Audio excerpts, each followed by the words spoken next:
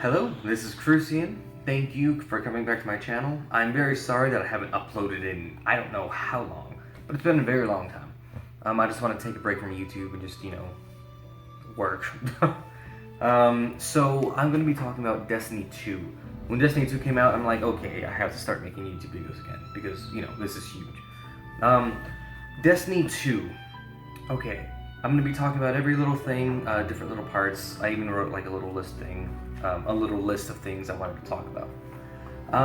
So let's talk about the story first. The story, it has one this time. I can't really compare the story to Destiny 1 because Destiny 1 didn't really have one other than the Taken King, but that was just a DLC. But Destiny 2 does have one. But I cannot give it props just because it has one. I can't give it bonus points. I can't be like, well, Destiny 1 didn't have a story, so this one is automatically, a buy. Go out and get it right now.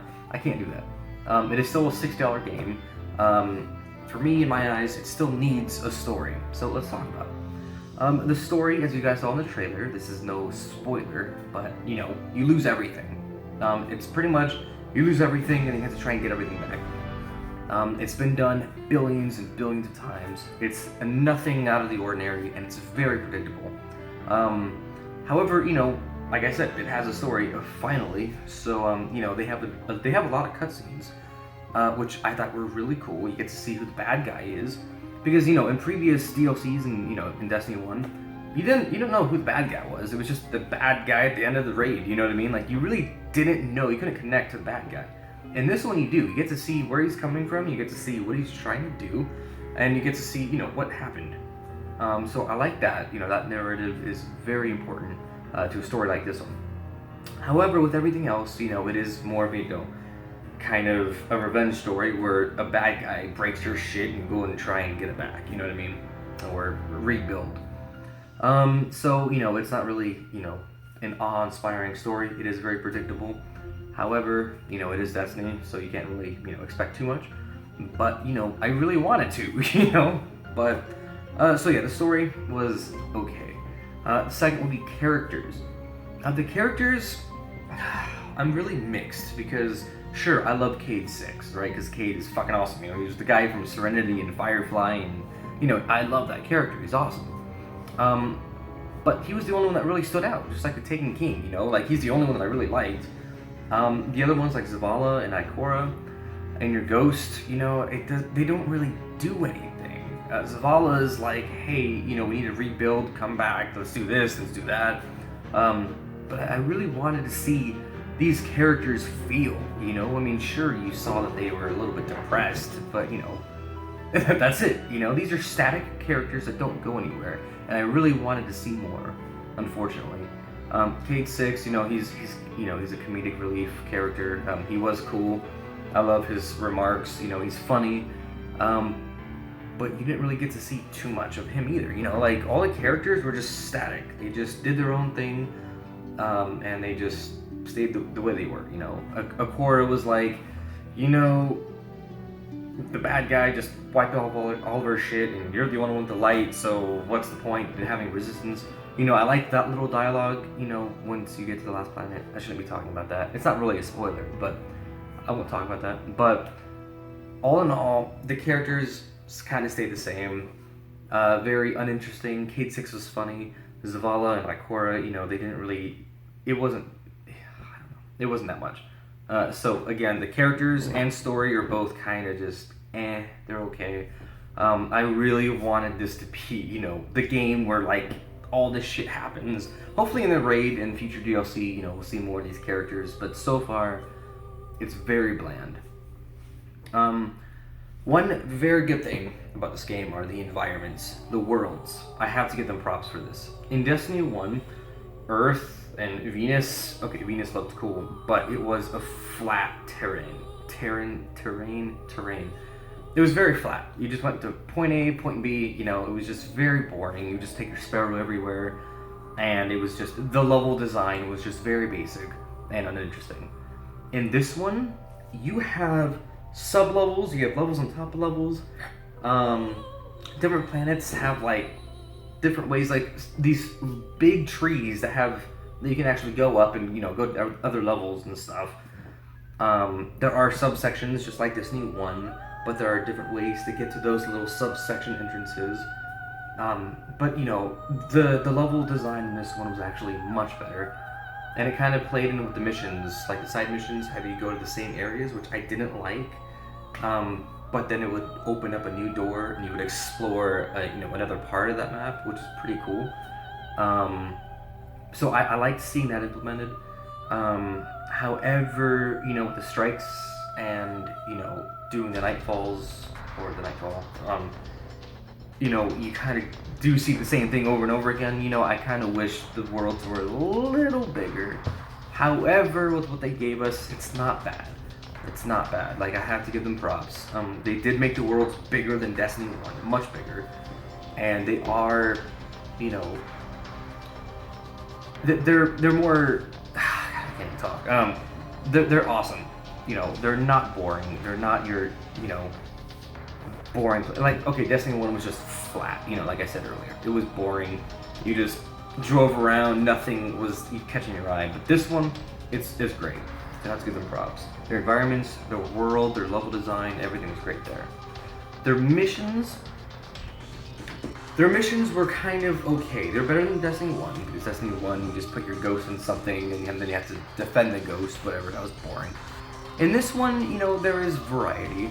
However, every mission has the same formula. For everyone who plays Destiny 2 already, you'll know what I mean.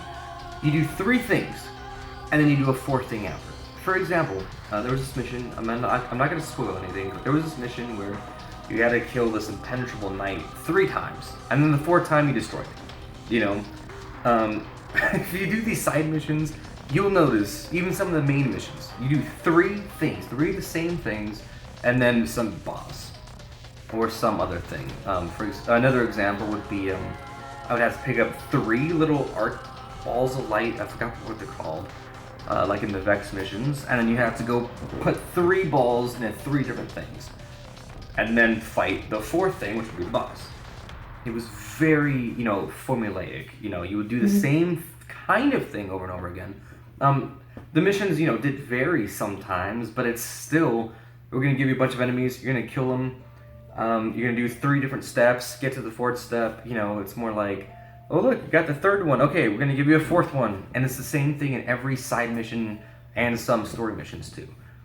So I wanted that to diversify a little bit more and, give us something else, But the missions are better than Destiny 1, so they did improve on that. They did improve on the environments. They did improve on the characters a little bit, but I did want to see more. Another thing, the gameplay. The gameplay, I mean, it's like Destiny 1, but a little better, It's pretty much Destiny 1.5 instead of a full-on game. I can't really give them props on making a brand new game. It's the same exact formula as Destiny 1, same exact thing. It just looks better. They did improve on this and that and this and that, but in the end, it is just Destiny 1.5 to me. The raid's not out, and I'm actually kind of happy that it's not out yet, because, it gives people time to level up and get their light level to a good amount. And, it gives us time to, redo some things like, the strikes and stuff like that, just so we can get better gear. However, it's very, I don't know. Okay, when you do the side missions, I almost have, all the side missions done. I have, 2 left. 2 left. That's it. I only put, 10 hours in the game, maybe 12. So don't expect a long story, because all I did was the story and then all the side missions. So when you're actually going on each world, after you do the side missions, there's really nothing to do.